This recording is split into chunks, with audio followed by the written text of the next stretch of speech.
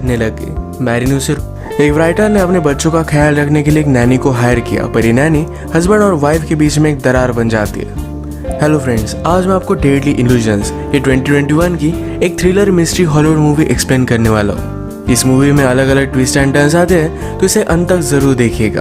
तो बिना किसी देरी के एक्सप्लेनेशन स्टार्ट करते हैं। मूवी स्टार्ट होती है और हम हमारे मेन कैरेक्टर मैरी को देख सकते हैं। मैरी एक बहुत ही फेमस राइटर थी और बहुत साल हो चुके हैं उसने कुछ भी राइट नहीं किया था।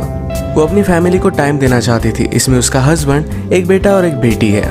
उसे लगता है कि जब वो राइट करती है तो वो अलग पर्सन बन जाती है जो फिर से नहीं बनना चाहती, तो इसी वजह से राइटिंग से डर रही थी।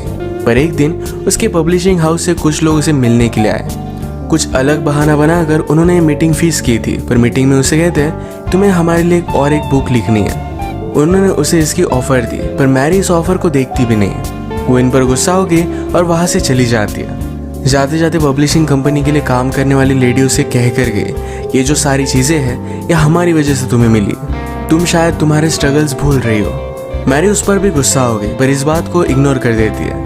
रात में मैरी का हस्बैंड टॉम घर पर आया। उस ऑफर को देखता है। ये $2 मिलियन की थी। इतने सारे पैसे मैरी ने पूरी बुक्स लिखकर भी नहीं कमाए थे। इस बात से वो बहुत ही ज़्यादा सरप्राइज्ड हो गया। वो मैरी से कहता है कि तुम्हें इसे सीरियसली कंसीडर करना चाहिए। वो मैरी को कुछ डायरेक्टली बता नहीं पा रहा था, पर रात में उससे वो बात करता है। कहता है हमने जो पैसे सेव करके रखे थे उसमें से हाफ उसने वेस्ट कर दिए। ये पैसे उनके रिटायरमेंट के लिए थे। मैरी इस बात से डिस्टर्ब हो जाती है, पर अब उसे बुक लिखनी ही पड़ेगी क्योंकि उसके पास दूसरा कोई ऑप्शन नहीं है। अगले दिन मैरी अपने फ्रेंड इलीन के साथ स्पा में गई हुई थी। उसे सारी प्रॉब्लम बता रही थी। मैरी अपने बच्चों के लिए वरी करती है कि अगर वो बुक लिखेगी तो अलग पर्सन बन जाती है, अपने बच्चों का अच्छे से ख्याल नहीं रख पाएगी। इलीन में एक लड़की हायर कर सकती हो। मैरी को बात पहले सही नहीं लगती, पर फिर भी उसे वो ट्राई करती है। अलग अलग लड़कियों का उसने इंटरव्यू लिया। फिर लास्ट में ग्रेस आई। मैरी कॉफ़ी बनाने के लिए गई, तभी ग्रेस कुछ पढ़ रही थी। मैरी को बात बहुत अच्छी लगती है। उसे लगता है कि अगर उसके बच्चे ग्रेस को बुक्स पढ़ता हुआ देखें तो वो भी बुक्स पढ़ सकते हैं। इन्होंने फिर बुक्स को लेकर डिस्कशन किया और मैरी को ग्रेस बहुत अच्छी लगी थी। थोड़ी देर में यहाँ बच्चे भी आ गए। ग्रेस उनके साथ बहुत ही अच्छे से बात करती है। ग्रेस ने घर में मैरी की बुक देखी और ये देखकर वो बहुत ही एक्साइटेड हो गई कि वो एक्चुअल राइटर के घर में है। ग्रेस का सारा बिहेवियर देखकर मैरी उसे हायर कर लेती है। एक दिन बच्चे स्विमिंग पूल में खेलने की जिद कर रहे थे, पर ग्रेस ने अपने कपड़े लाए नहीं थे। मैरी ने फिर अपनी यंग एज का स्विम सूट उसे दे दिया। मैरी की फ्रेंड इलेन भी यहाँ आई हुई थी। उसे कहती है तुम जरा इसे सावधान रहना, तुम्हारा हस्बैंड और इसके बीच में कुछ भी हो सकता है। मैरी ग्रेस को बहुत ही सीधी सादी समझती है। वो कभी भी इमेजिन नहीं करती कि ऐसा कुछ भी हो सकता है। रात में ग्रेस बच्चों को संभाल रही थी, तभी टॉम और मैरी ये दोनों इंटीमेट हो जाते हैं। बच्चों को संभालते संभालते इन दोनों को इतना टाइम मिलता नहीं था। ये दोनों ग्रेस पर खुश थे। नेक्स्ट डे फिर मैरी ने अपना बुक लिखना स्टार्ट कर दिया था। एक दिन मैरी के पैर पर चोट आ गई। ग्रेस उसे हेल्प कर रही थी तो उसके इनरवेयर को उसने नोटिस किया। मैरी कहती है चलो हम तुम्हारे लिए शॉपिंग के लिए चलते हैं। वो उसके साथ चेंजिंग रूम में थी। ग्रेस की बॉडी देखकर मैरी को लगता है कि जब वो यंग थी उसकी बॉडी भी इसी तरीके से थी। अब वो अपनी यंग बॉडी को मिस करती है। ग्रेस ने मैरी के हाथ लिए और अपने आप पर रखे। वो कहती है तुम फील कर पाओ इसलिए मैंने ये किया। वो क्लियरली उसके साथ फ्लर्ट कर रही थी। इसके बाद मैरी की जो अपनी बॉडी को लेकर इनसिक्योरिटी थी, यही बात वो टॉम को बताती है। वो उससे पूछती है क्या तुम्हें लगता है कि मुझे प्लास्टिक सर्जरी करनी चाहिए। टॉम कहता है कि ऐसा कुछ भी करने की जरूरत नहीं है। तुम पहले जितनी ब्यूटीफुल थी अब भी उतनी ही ब्यूटीफुल हो। तुम्हारा माइंड, तुम्हारा इंटेलिजेंस, ये सारी चीज़ें मुझे तुम में बहुत अच्छी लगती है। कैरेक्टर्स को लेकर बहुत ही कंफ्यूज थी। उसे वो कैसे होने चाहिए ये समझ में आ नहीं रहा था। यही बात सोचते सोचते उसने घर में ग्रेस को नोटिस किया। उसी पर वो अपना कैरेक्टर बेस्ड कर देती है। एक दिन उसके पब्लिशिंग हाउस से कुछ लोग उसे मिलने के लिए आए। उसके बुक्स के लिए वो आइडिया उसे दे रहे थे। तभी मैरी हमेशा ग्रेस के बारे में सोच रही थी।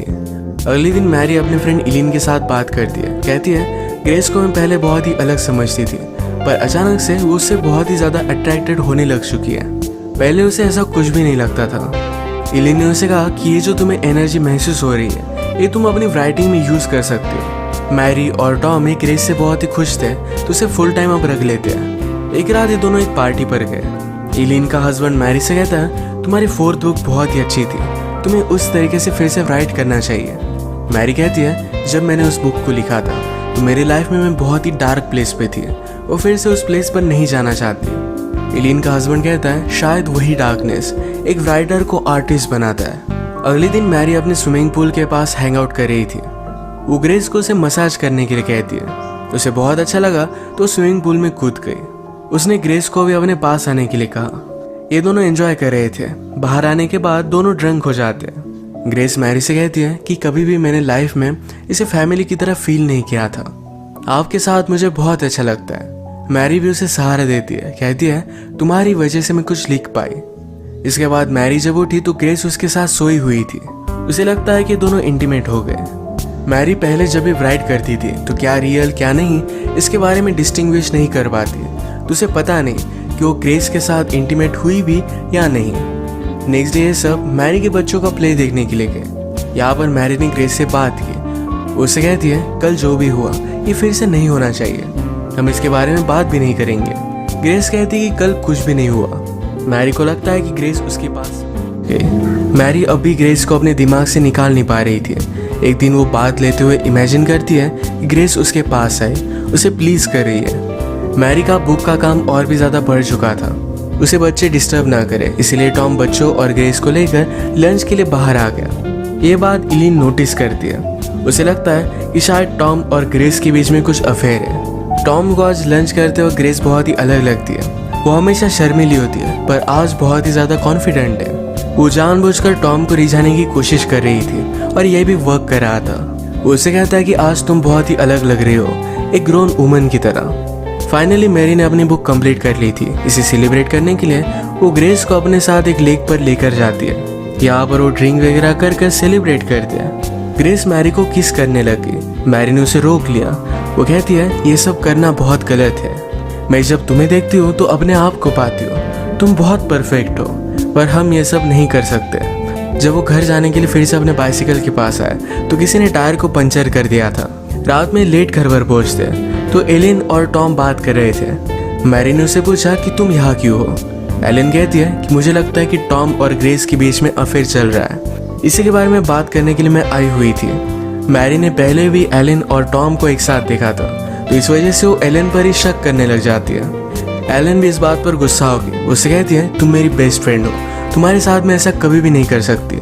इसके बाद वो यहाँ से चली गई। डिनर का प्रिपरेशन करते वक्त ग्रेस और मैरी एक साथ थे, तो इसमें ग्रेस मैरी को प्लीज करने लगती है। टॉम यहाँ पहुंचा पर वो कुछ भी देख नहीं पाता। मैरी को जरा नींद आ रही थी तो जल्दी सो जाती है। बीच रात में उसे अचानक से कुछ आवाज आ रहे थे। वो देखने के लिए गई तो ग्रेस और टॉम इंटीमेट हो रहे थे। ग्रेस से नोटिस करती है पर टॉम को कहती है उसने स्लीपिंग पिल्स ली हुई है, वो जब उठेगी तो उसे कुछ भी याद नहीं रहेगा। उठने पर मैरी को देखती है कि ग्रेस उसकी फैमिली के साथ डिनर कर रही थी। इस बात पर वो बहुत ज्यादा गुस्सा हो गई। उसने ग्रेस को बाहर निकाल दिया।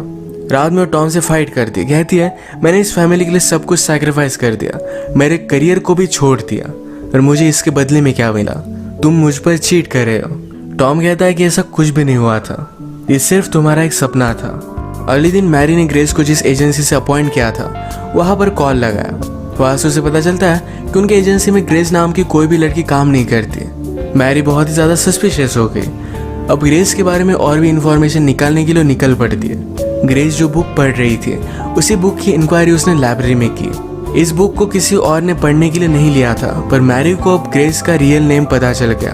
अब वो कंफर्म हो चुकी थी कि ग्रेस में कुछ ना कुछ तो गलत है। इसी के बारे में बात करने के लिए वो एलिन के पास गई, पर डायरेक्टली एलिन का मर्डर हुआ हम देख सकते हैं। मैरी ने पुलिस को कॉल किया, पर पुलिस का प्राइम सस्पेक्ट मैरी ही बन जाती है, क्योंकि जिस नाइफ से एलिन का मर्डर किया था उस नाइफ पर मैरी के फिंगरप्रिंट्स थे। सीसीटीवी कैमरे में मैरी की तरह ड्रेसअप की हुई एक लड़की वहां पर गई हुई थी। मैरी कहती कि इस कैमरे में कोई भी हो सकता है। उसे बचाने के लिए टॉम वहां पर लॉयर के साथ पहुंच गया। मैरी को अब लग रहा था कि ये सारी चीजें ग्रेस ने की, क्योंकि कल रात ही एलिन ने उस पर शक किया था। मैरी के पास ग्रेस का रियल एड्रेस था। डायरेक्टली उसके घर पर पहुंच गई। घर पर वो ग्रेस के फॉस्टर मॉम से मिलती है। उसने उससे कहा कि वो जब छोटी थी तब उसके पेरेंट्स ने उसे बहुत अब्यूज किया था, इसके लिए वो जेल में भी गए थे। मैरी यहाँ पर नोटिस करती है कि लेडी अलग अलग आवाज में बात कर रही थी, यानी कि उसे स्प्लिट पर्सनैलिटी डिसऑर्डर था। ये देखकर मैरी जल्दी से वहां से निकल जाती है। उसने घर पर टॉम को कॉल लगाया कि ग्रेस को घर में आने मत दो, वो बहुत ही डेंजरस है, पर ग्रेस ऑलरेडी घर में थी। टॉम जब शावर में था तो मैरी की तरह कपड़े पहनकर ग्रेस उसके पास आती है। इसका मतलब है एलिन का मर्डर उसने ही किया था। अब वो टॉम के साथ इंटीमेट होना चाहती थी, पर टॉम उसे कहता है कि मैं अब कोई भी गेम्स नहीं खेलना चाहता। उसका उसके साथ होना एक गलती थी। ग्रेस ने उसे सीड्यूस किया था। ये बात सुनकर ग्रेस बहुत ज़्यादा गुस्सा हो गई। वो टॉम पर चाकू से बहुत सारे वार कर देती है। वो उसे मार ही देती है, तब तक मैरी वहाँ पर पहुँच गई। ग्रेस जल्दी से कपड़े बदल कर मैरी के सामने आई। मैरी ने टॉम के बारे में पूछा तो कहती है कि टॉम शावर ले रहा है, तुम वहाँ पर मत जाओ। मैरी को सस्पिशियस लगा और वो वहाँ पर पहुंची तो टॉम ब्लीड कर रहा था। ग्रेस फिर से अपने हाथ में चाकू ले लेती है, पर वो अपने आप को कंट्रोल कर रही थी। वो भी अलग अलग